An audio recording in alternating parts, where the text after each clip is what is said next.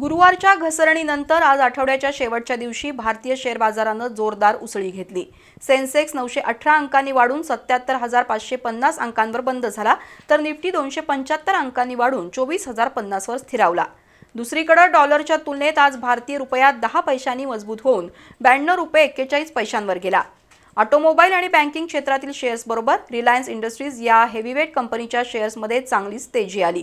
परिणामी शेअर बाजाराला चांगला आधार मिळाला। आशियातील बहुतेक शेअर बाजार आज तेजीत राहिले। मुख्य निर्देशांकांच्या तुलनेत मिड कॅप आणि स्मॉल कॅप शेअर्सनी चांगली कामगिरी केली। सेन्सेक्स 918 अंकांनी वाढून 77,550 वर बंद झाला, तर निफ्टी 275 अंकांनी वाढून 24,050 वर स्थिरावला।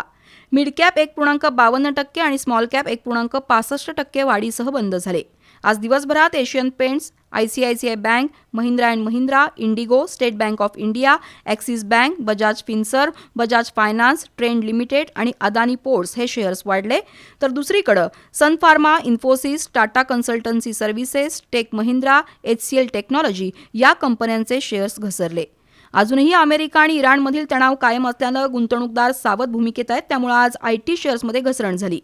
दुसरीकडे कच्च्या तेलाच्या किमतीमध्ये वाढ होऊन ब्रेंट क्रूड ऑइल प्रति बॅरल $96.44 वर गेलाय। दिलासाची बाब म्हणजे डॉलरच्या तुलनेत भारतीय रुपया वधारला। 10 पैशानं वधारलेला भारतीय रुपया डॉलरच्या तुलनेत 92 रुपये 41 पैशावर गेला।